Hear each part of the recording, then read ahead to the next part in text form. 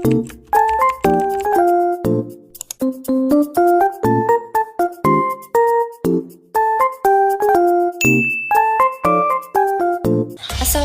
warahmatullahi wabarakatuh. Perkenalkan, saya Suci Cahaya Fadila dengan NPM A1J021040 dari kelas 2 BPNF Universitas Bengkulu dengan dosen pengampu Dr. Muhammad Kristiawan MPD. Baiklah, pada pertemuan kali ini saya akan membahas materi tentang fungsi-fungsi manajemen. Fungsi yang pertama yaitu sebagai perencanaan. Pengertian dari perencanaan ini yaitu menurut Mondi, Noy, dan Premaux tahun 1993 menjelaskan bahwa perencanaan ini merupakan proses menentukan apa yang seharusnya dicapai dan bagaimana mewujudkannya dalam kenyataan. Perencanaan amat penting untuk implementasi strategi dan evaluasi strategi yang berhasil.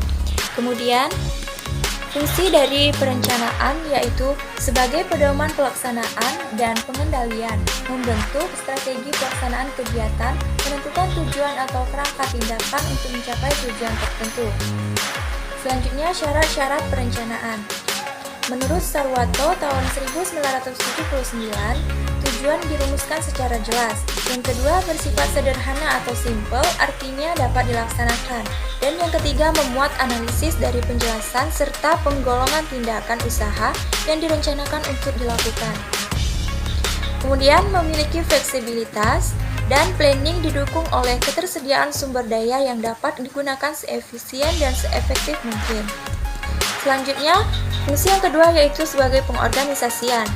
Pengertian dari pengorganisasian ini menurut Hasibuan tahun 1996 mengidentifikasikan pengorganisasian sebagai suatu proses penentuan, pengelompokan, dan pengaturan bermacam-macam aktivitas yang diperlukan untuk mencapai tujuan tersebut.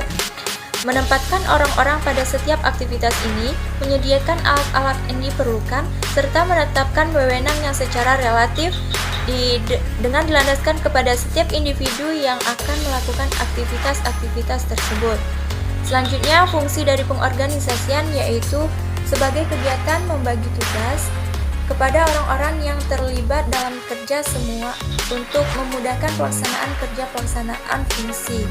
Pengorganisasian dapat memanfaatkan struktur yang dibentuk dalam organisasi. Selanjutnya, proses dari pengorganisasian.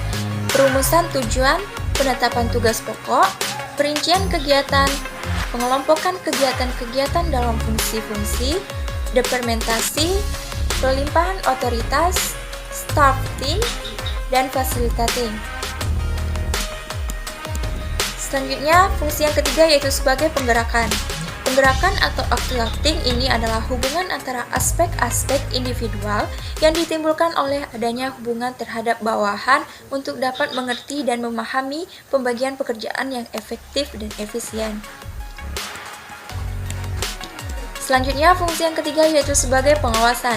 Pengertian dari pengawasan ini adalah proses penentuan apa yang dicapai, berkaitan dengan standar apa yang sedang dihasilkan, penilaian pelaksanaan atau performansi, serta bila mana perlu diambil tindakan korektif. Dan yang ini memungkinkan pelaksanaan dapat berjalan sesuai rencana, yakni sesuai dengan standar yang diharapkan. Selanjutnya, tujuan dari pengawasan yaitu membantu mempertahankan atau output yang sesuai dengan syarat-syarat sistem. Artinya, dengan melakukan kerjasama pengawasan, diharapkan dapat mencapai kualitas produk organisasi berdasar perencanaan yang telah ditetapkan, sehingga konsumen atau stakeholders menjadi puas. Selanjutnya, agar kegiatan pengawasan ini berjalan efektif, dapat dilakukan melalui 3 tahapan. Kegiatannya yaitu yang pertama tahapan penetapan alat pengukur atau standar, yang kedua yaitu tahapan mengadakan penilaian atau evaluasi, yang ketiga yaitu mengadakan tindakan perbaikan menurut Manulak tahun 1987 halaman 183.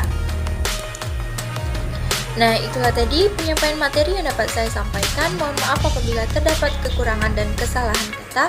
Terima kasih. Wassalamualaikum warahmatullahi wabarakatuh.